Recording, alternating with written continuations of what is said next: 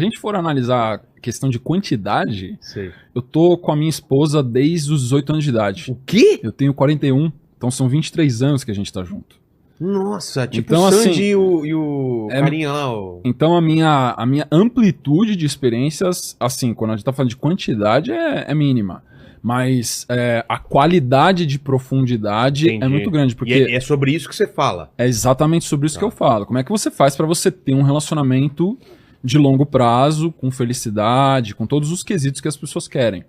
Mas eu vou te falar, cara, eu nunca quis ser mentor de relacionamento. Na verdade, foi uma coisa que a vida foi me jogando pra isso. É mesmo? Eu sempre trabalhei com filosofia e teologia nesses últimos 15 anos. E eu dava aula de filosofia e de teologia e psicanálise também. Pô, e três coisas legais pra caramba. E Gosto muito. Tem interseção entre as três? Total. É mesmo? A grande interseção é relacionamentos.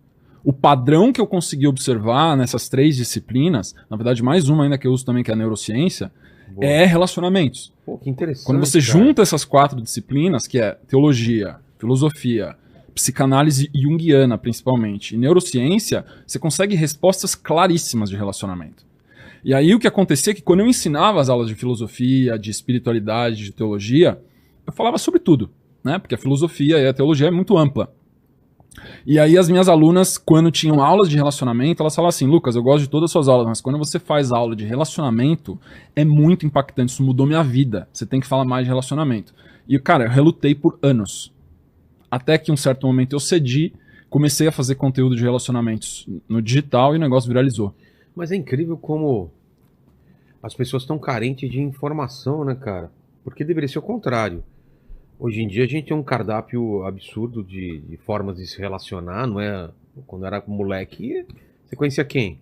O pessoal da sua escola, o pessoal da sua rua, do bairro, algumas pessoas, e eram essas pessoas que você ia se relacionar. Quando você começava a trabalhar, quem estava no trabalho. Exato, no máximo as pessoas no caminho e tal, e hoje em dia você tem, não estou exagerando, um mundo inteiro de opções. Isso é bom por um lado, mas é assustador, porque quanto mais opções você tem, mais você fica na dúvida, né?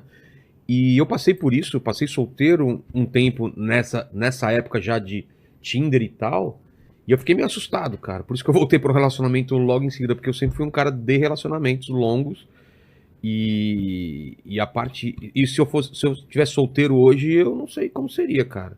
Não sei realmente. Você tem 41, você falou. 41. Então, vamos lá. Primeiro, antes de qualquer coisa, vamos falar do que você acha que mudou da tua época de adolescente pra cá, nos relacionamentos. Eu acho que o ponto principal, eu acho que é uma junção de Ou várias... até pode vir um pouco da época dos nossos pais também, né, gente? Eu acho que a gente, não sei quantos anos você tem, mas a gente deve ter... Eu tenho 10 anos a mais que você.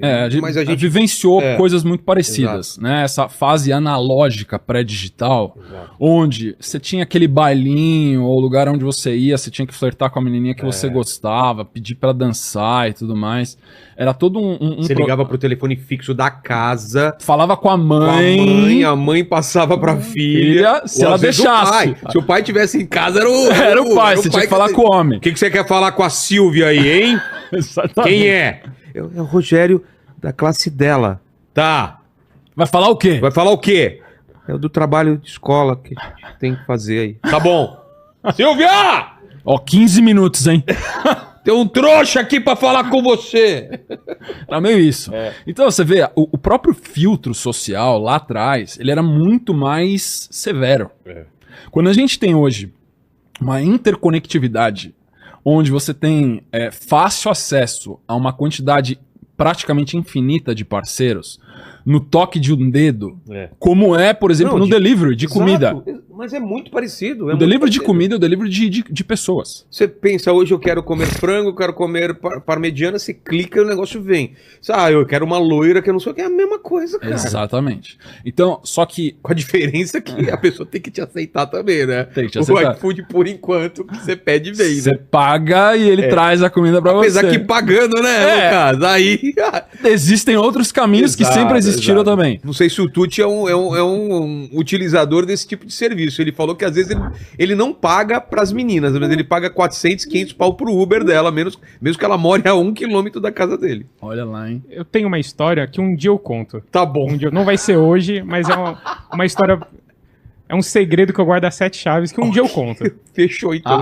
A testa tá queimando já, ou Tá não? queimando? Tá queimando desde o momento que eu sentei, que o negócio já começou a queimar já.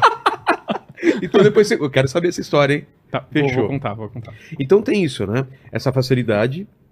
Essa facilidade excessiva, né, onde você não tem barreiras de atrito social, a gente sabe na neurociência que o cérebro humano tem uma capacidade de 50 a 150 conexões afetivas reais. Isso. O cérebro humano, ele consegue criar vínculo afetivo entre 50 a 150 pessoas. Imagina que há 1000 anos atrás, Tá. uma pessoa extremamente popular, o líder da tribo da cidadezinha da vila, era uma pessoa que tinha ele conhecia 150 pessoas, e conhecia pessoas da vila do lado e pessoas da outra vila do lado, e isso era uma pessoa extremamente extrovertida e social. Hoje uma pessoa com 150 seguidores, Não, o que é? Não é ninguém. É um fake às vezes. É. Entendeu? Então a gente tá falando que hoje a gente fala de multidões. As pessoas acham que o básico, de lidar com multidões, é a base da sociedade. Só que o cérebro humano não é programado para isso. O que acontece com a maioria das pessoas que não tem base? Elas tiltam. É. Porque é muita informação numa quantidade extremamente veloz e ela não consegue digerir afetivamente tudo aquilo. Ela conversou com uma menina aqui, aí conversou com outra menina ali, conversou com outra menina aqui. São 10 conversas que estão em aberto no cérebro da pessoa, e o cérebro da pessoa não foi feito para ter 10 conversas em aberto ao mesmo tempo.